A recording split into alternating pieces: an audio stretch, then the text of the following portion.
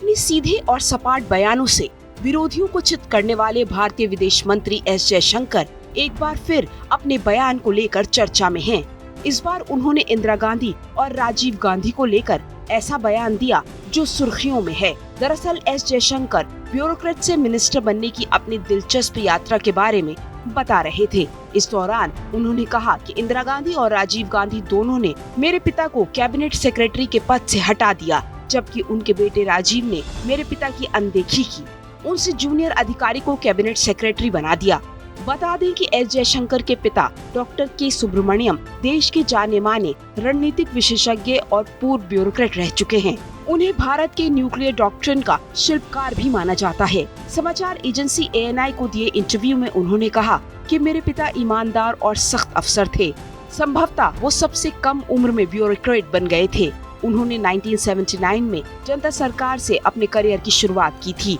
Bureaucrat बनने के बाद वे सचिव भी बने और डिफेंस सेक्रेटरी के पद तक भी पहुंचे। लेकिन जैसे ही 1980 में इंदिरा गांधी दोबारा सत्ता में आईं, तो उन्होंने मेरे पिता को कैबिनेट सेक्रेटरी के पद से हटा दिया। ये सिलसिला राजीव गांधी के प्रधानमंत्री बनने पर भी नहीं थमा। जब राजीव गांधी की सरकार बनी तो उन्होंने मेरे पिता की अनदेखी की, उनसे जूनियर अधिकारी को कैबिनेट सचिव बना दिया। My father, who was a bureaucrat, had become a secretary.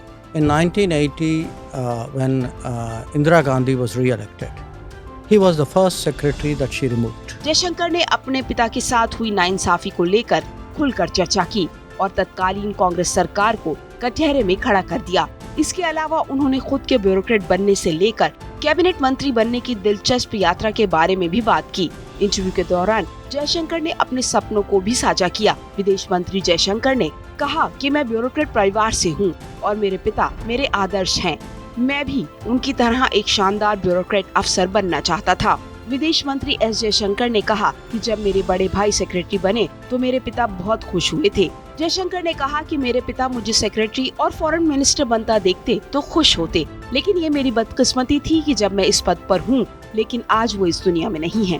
गौरतलब है कि एस जयशंकर के पिता सुब्रमण्यम का निधन 2011 में हो गया था, लेकिन जब जयशंकर ग्रेड 1 अफसर ही बने थे।